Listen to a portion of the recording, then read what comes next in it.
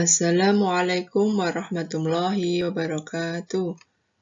Alhamdulillah bertemu kembali dengan Ustazah Ana dalam pembelajaran tema.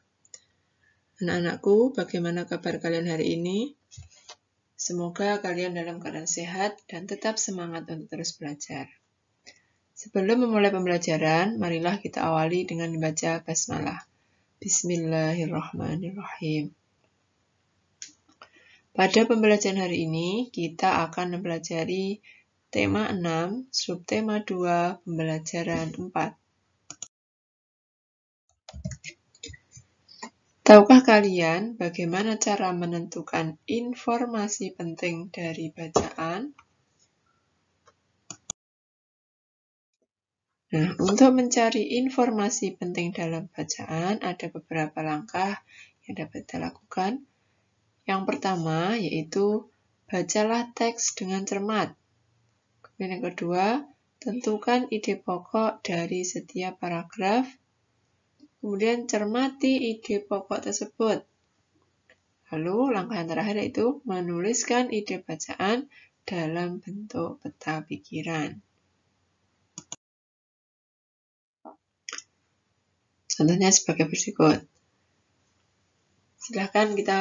Mari kita baca teks di bawah ini dengan cermat. Kehidupan nelayan. Indonesia merupakan negara yang terdiri atas beberapa pulau. Wilayah perairan di Indonesia lebih luas dibandingkan dengan wilayah daratan. Kekayaan sumber daya alam lautan di Indonesia juga terkenal beragam. Oleh sebab itu, sebagian besar penduduk Indonesia bermata pencaharian sebagai nelayan. Nelayan mengandalkan hidupnya dari laut. Hasil tangkapan ikan mereka ditentukan oleh cuaca. Nelayan akan mendapat hasil tangkapan melimpah jika cuaca bagus. Ketika cuaca buruk dan gelombang besar, nelayan tidak dapat pergi melaut untuk menangkap ikan. Nah, jadi informasi penting dari bacaan kehidupan nelayan adalah apa?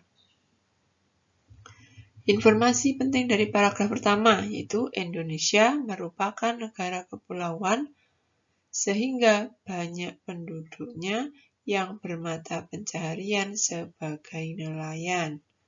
Kemudian dari paragraf kedua, hidup nelayan tergantung dari laut dan hasil tangkapannya ditentukan oleh cuaca.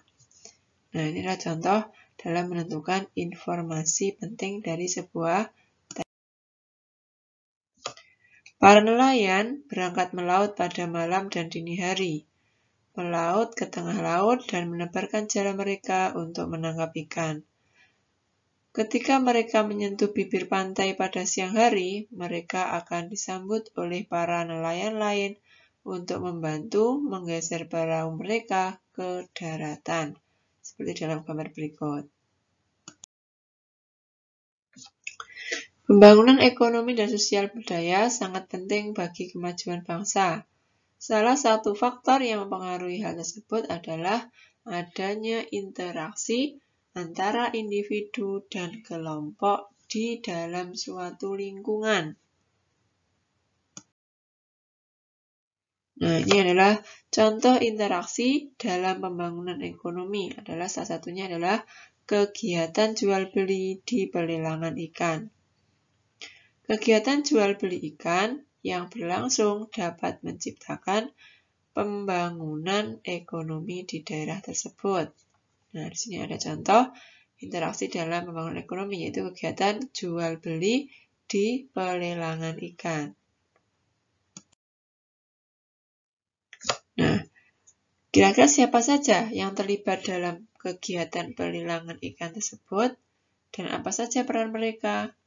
Nah, dalam kegiatan pelelangan ikan, di situ ada nelayannya, itu yang menangkap ikan. Kemudian ada juru lelang dan juga ada pembelinya. Nah, apa peran mereka? Peran nelayan yaitu menangkap ikan di laut. Sedangkan peran pembeli yaitu membeli ikan dari nelayan. Nah, kemudian untuk juru lelang. Peran juru lelang adalah menawarkan harga jual pada pembeli. Nah, selanjutnya kita akan mempelajari tentang hak dan kewajiban. Setiap warga negara, apapun kegiatannya, memiliki hak dan kewajiban tertentu. Nah, coba sekarang kalian perhatikan pelelangan ikan. Kegiatan pelelangan ikan seperti pada gambar di awal tadi. Setiap orang yang terlibat dalam kegiatan pelelangan ikan tentunya memiliki peran, hak, dan kewajiban yang berbeda-beda. Untuk nelayan, itu mempunyai hak mendapatkan uang hasil penjualan ikan. Nah, sedangkan kewajiban nelayan yaitu apa? Menyediakan ikan dengan kualitas yang baik. Kemudian untuk juru lelang. Apa hak dari juru lelang?